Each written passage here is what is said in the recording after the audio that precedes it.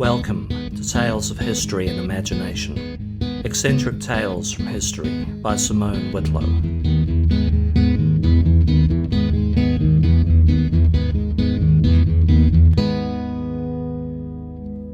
This week's tale was written about a year ago for the blog page, historyandimagination.com. The influence for it really was that it was a story I'd had sitting around for a while, but it didn't make any cultural sense until Megxit happened, the exit of Prince Harry and Meghan Markle from the British royal family. Today, let me take you on another tale of a royal exit, the Sophxit of Count Königsmarck and Princess Sophia Dorothea.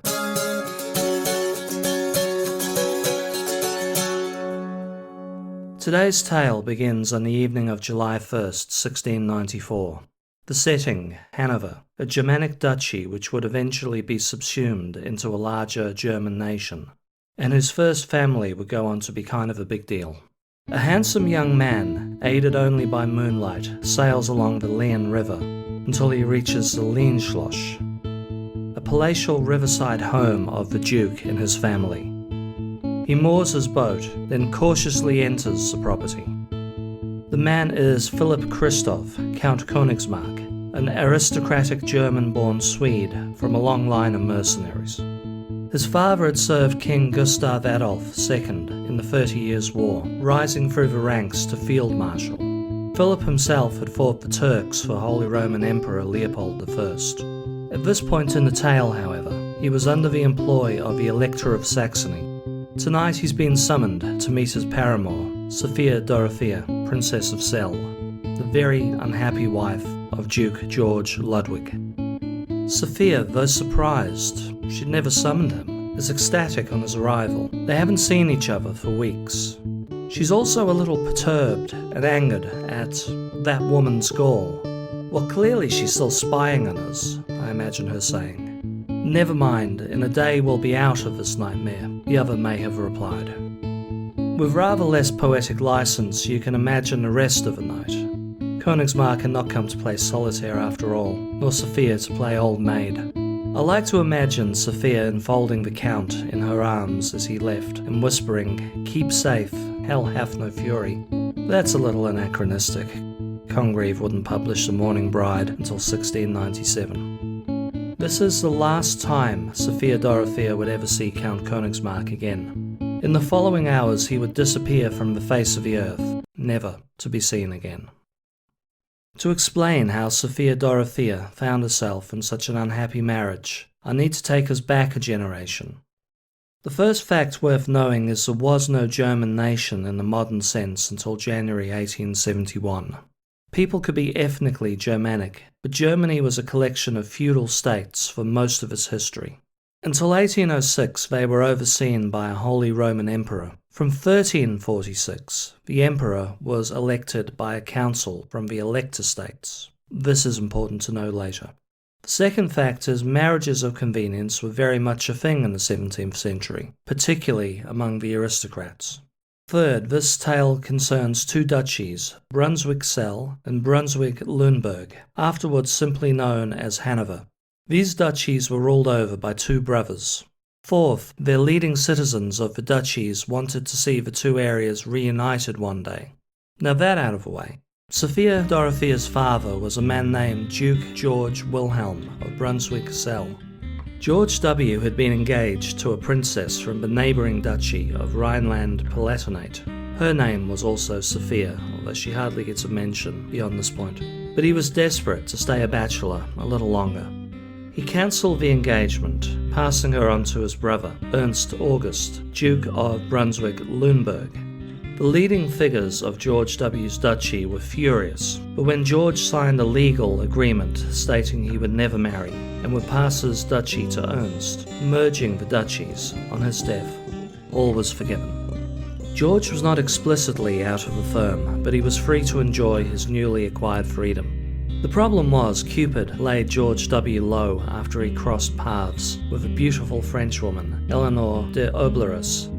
George immediately knew he must marry and start a family. His own duchy and brother Ernst were unimpressed, so George approached Leopold I, the Holy Roman Emperor, for permission to marry Eleanor. Leopold gave his blessing, but many years after the fact. At this stage, George and Eleanor already had a child, Sophia Dorothea, now 10 years old. There was a caveat to Leopold's blessing. George W. had a daughter, Ernst a son, known as George L. 2 cousins would marry, uniting the duchies. This suited all but the 2 cousins themselves, who detested each other. Complicating matters further, both George Ludwig and his father Ernst were openly having affairs outside of their marriages. Given what transpires, it's worth mentioning George Ludwig's double standards with his affairs. The key fact to take on, however, is Ernst, Sophia's uncle-stepdad, was involved with a lady named Countess Platen. We'll come back to this lot in a second, but first let's discuss Count Königsmark. Now he has quite a fraught backstory too. Königsmark was brought up at court and knew the rest of the cast well. Both he and his brother Karl were sent to England in their mid-teens, around 1680. They were sent to learn courtly skills and mingle, but both brothers soon got into trouble. Philip's trouble involved losing huge sums of money through gambling. Karl's trouble was on a whole other level. The 2 brothers began associating with several high society Britons, including Charles II. Karl had become smitten with Elizabeth Seymour, Duchess of Somerset. Elizabeth was, as many, caught in a loveless, arranged marriage to a wealthy, cheating husband, the wealthy landowner and Member of Parliament, Thomas Thynne. On 12th of February 1682, Thynne was travelling in a carriage through Pall Mall when 3 men with pistols, Christopher Baratz, John Stern and George Borowski, gunned him down. The 3 men were captured and named Karl Königsmark as the man who hired them to make the hit. The assassins would hang. Karl walked free, but both young men were outcasts in England from this point on. Both returned to Europe and joined Leopold's army. Karl would be killed in action fighting the Turks in Greece in 1686. As an aside, not long after Thomas Thynne's murder, a poem circulated through Britain. Here lies Tom Thynne of Longleat Hall, who ne'er would have miscarried, had he married the woman he slept withal, or slept with the woman he married. In 1688, after 8 years' service in the wars with the Turks, Philip Königsmark returned to the court with what was then Hanover. The ladies of the court fell for this dashing young soldier. He became a close friend and confidant of Sophia Dorothea, a sympathetic ear who could keep tales of Sophia's horrible husband, hideous uncle/stepdad, and terrifying mistress of said uncle/stepdad confidential. Königsmark also began an ill-advised affair with Countess Platen himself. The young count soon realized, 1. He had fallen in love with Princess Sophia, and 2. Countess Platen is a dangerous lunatic. He should have never become involved with her. He took on a new military commission and left Hanover, hoping the Countess would soon forget about him. On his return to the court in spring of 1690, he began wooing the princess. The Countess, meanwhile, resumed the wooing of the Count. When left unrequited, she hired spies to follow the couple and intercept their letters. By 1693, Countess Platen stopped even attempting to repair the broken seals. Philip resumed his affair with the Countess, hoping to placate her, or at the very least stop her from spilling the beans on him. Philip and Sophia made the decision to run away together, to start a new life elsewhere, far away from courtly life. This presented a problem for the 2. Philip was lousy with money and currently broke. He had not been working while wooing the 2 ladies. Sophia, upon marrying George Ludwig, ceded all her possessions to her husband. Philip took a commission with the Elector of Saxony in Dresden in May 1694. Sophia sat tight and waited for Philip to make some money. 1st of July, at the urging of a counterfeit letter, Philip returned to Hanover, possibly aware it was a trap. Most of the court were away at the summer house at the time, George Ludwig included.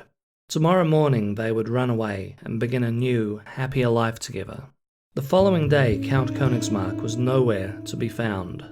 A distraught Sophia Dorothea eventually hears a scuttlebutt from the markets. The witches of Dresden lured Philip away. So what happened? Well, let's work through what we know of the case. There are several possibilities. It's generally accepted the counterfeit letter come from the Countess. She had spies watching the couple, who reported to her the couple were planning to abscond the following day.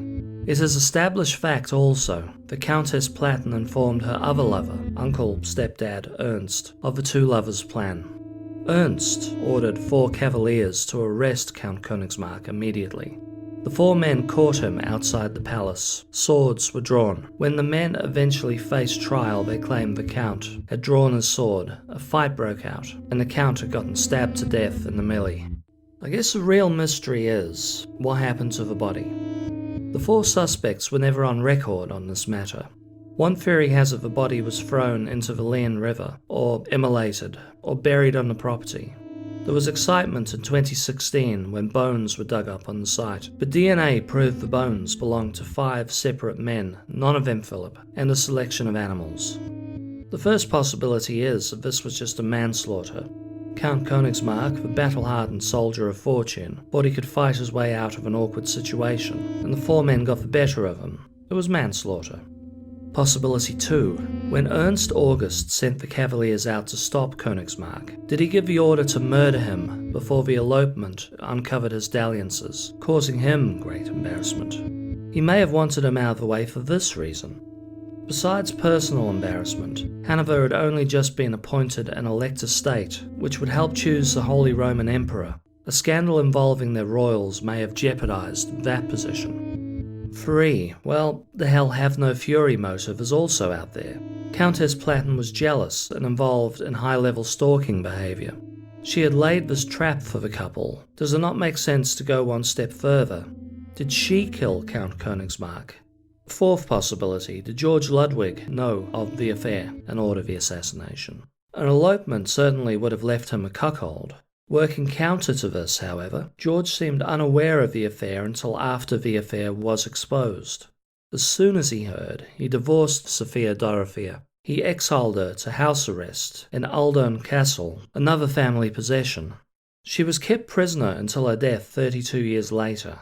That simply is my reason to doubt George as a mastermind. He divorced and imprisoned her 6 months after Count Königsmarck disappeared. Perhaps George was an endlessly patient man knowing all of this, but I doubt it.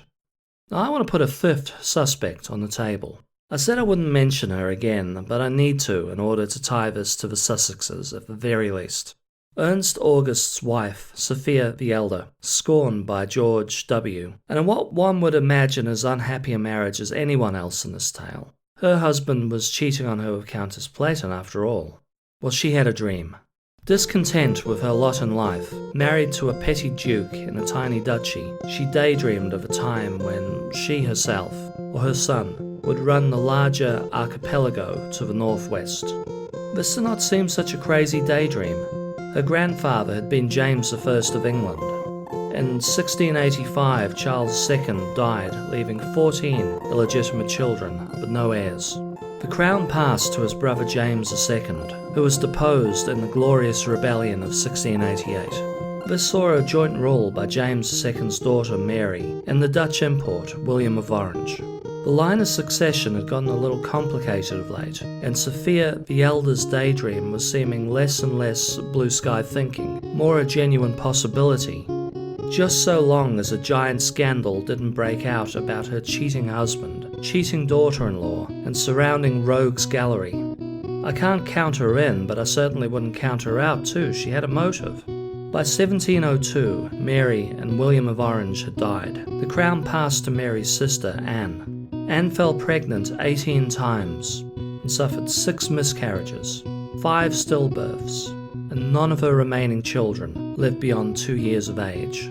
When Anne died on August 1st, 1714, the crown passed to one George Ludwig of an obscure German duchy, henceforth known as George I of England. His family sit on the throne of England to this day. How do I feel about the Sussexes and Megxit? Well, for one, I'm glad for the couple that it's 2021, not 1694, and I wish them well.